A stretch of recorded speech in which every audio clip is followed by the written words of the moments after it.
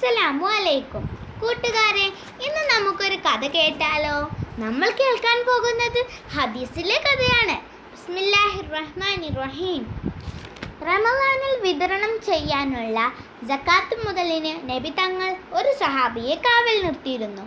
ആ സഹാബിയുടെ പേരായിരുന്നു അബൂ ഹുറൈറ റളിയല്ലാഹു അൻഹു.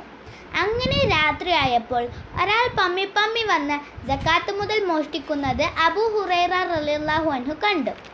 ഉടൻ തന്നെ കള്ളനെ കയ്യോടെ പിടികൂടി. എന്നിട്ട് അവനോട് നമ്മുടെ സഹാബി ചോദിച്ചു, നീ സക്കാത്ത് മുതൽ മോഷ്ടിക്കുകയാണല്ലേ? നേരം പുലരട്ടെ, നിന്നെ ഞാൻ നബി സല്ലല്ലാഹു അലൈഹി വസല്ലമ തങ്ങളുടെ അടുത്തേക്ക് കൊണ്ടുപോകും. ഇത് കേട്ടപ്പോൾ കള്ളൻ കരയാൻ തുടങ്ങി. എന്നെ വെറുതെ വിടണേ, നബി സല്ലല്ലാഹു അലൈഹി വസല്ലമ തങ്ങളുടെ അടുത്തേക്ക് കൊണ്ടുപോകരുത്. എൻ്റെ കുടുംബം പട്ടിണിയാണ്, ഇനി മോഷ്ടിക്കാൻ വരില്ല. കള്ളൻ്റെ കരച്ചിൽ കേട്ടപ്പോൾ അബൂ ഹുറൈറ റളിയല്ലാഹു അൻഹുവിൻ്റെ മനസ്സലിഞ്ഞു. ഇനി മോഷ്ടിക്കാൻ വന്നാൽ വെറുതെ വിടില്ലെന്ന് ഭീഷണിപ്പെടുത്തി കള്ളനെ വെറുതെ വിട്ടു. നേരം പുലർന്നപ്പോൾ അബൂ ഹുറൈറ റളിയല്ലാഹു അൻഹു നബിയുടെ അടുത്തേക്ക് പോയി. രാത്രി നടന്നത് വിശദീകരിക്കുന്നതിന് മുമ്പ് നബി സല്ലല്ലാഹു അലൈഹി വസല്ലമ തങ്ങൾ ചോദിച്ചു, നീ ഇന്നലെ പിടിച്ച കള്ളൻ എവിടെ? നമ്മുടെ സ്വഹാബി അത്ഭുതപ്പെട്ടു. നടന്ന കാര്യമെല്ലാം അബൂ ഹുറൈറ റളിയല്ലാഹു അൻഹു നബിയോട് പറഞ്ഞു. നബി സല്ലല്ലാഹു അലൈഹി വസല്ലമ പറഞ്ഞു, ആ കള്ളൻ പറഞ്ഞത് നുണയാണ്.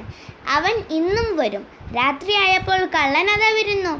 കള്ളനെ നമ്മുടെ സഹാബി പിടികൂടിയപ്പോൾ ഇന്നലെ പറഞ്ഞതുപോലെ ഇന്നും പറഞ്ഞു. അബൂ ഹുറൈറ റളിയല്ലാഹു അൻഹുവിൻ്റെ മനസ്സലിഞ്ഞു. ഇന്നും കള്ളനെ വെറുതെ വിട്ടു. മൂന്നാമത്തെ തവണയും വന്നാൽ വെറുതെ വിടില്ലെന്ന് തീരുമാനിച്ച് അബൂ ഹുറൈറ റളിയല്ലാഹു അൻഹു കള്ളനെ കാത്തിരുന്നു. കള്ളൻ വീണ്ടും വന്നു. എന്നത്തെയും പോലെ പറഞ്ഞു. വിടില്ലെന്ന് കണ്ടപ്പോൾ കള്ളൻ പറഞ്ഞു, എന്നെ മോചിപ്പിച്ചാൽ നിങ്ങൾക്ക് ഞാൻ നല്ലൊരു കാര്യം പറഞ്ഞു തരാം. സ്വഹാബി പറഞ്ഞു, നീ പറയും, ഞാനൊന്ന് കേൾക്കട്ടെ. നിങ്ങൾ രാത്രി കിടക്കുമ്പോൾ ആയത്തുൽ കുർസി ഓതിയാൽ രാവിലെ വരെ ശൈത്താൻ്റെ ശല്യമുണ്ടാവില്ല. നേരം പുലർന്നപ്പോൾ അബൂ ഹുറൈറ റളിയല്ലാഹു അൻഹു ആ കള്ളൻ പറഞ്ഞത് നബിയോട് പറഞ്ഞു കൊടുത്തു. നബി സല്ലല്ലാഹു അലൈഹി വസല്ലം തങ്ങൾ പറഞ്ഞു, നുണയനാണെങ്കിലും അവൻ ആ പറയുന്നത് സത്യമാണ്. അപ്പോൾ കൂട്ടുകാരെ, ആ വന്ന കള്ളൻ ആരാണെന്ന് നിങ്ങൾക്കറിയാമോ? അത് ശൈത്താനായിരുന്നു. നിങ്ങൾക്ക് ആയത്തുൽ കുർസി അറിയില്ലെങ്കിൽ നിങ്ങളുടെ ഉമ്മയോടും ഉപ്പയോടും ചോദിച്ച് നിങ്ങൾ ആയത്തുൽ കുർസിയെ കാണാതെ പഠിക്കണം. അപ്പോൾ ഇതോടെ നമ്മുടെ കഥ അവസാനിച്ചു. ഒരു നല്ല കഥയുമായി നമുക്ക് വീണ്ടും കണ്ടുമുട്ടാം.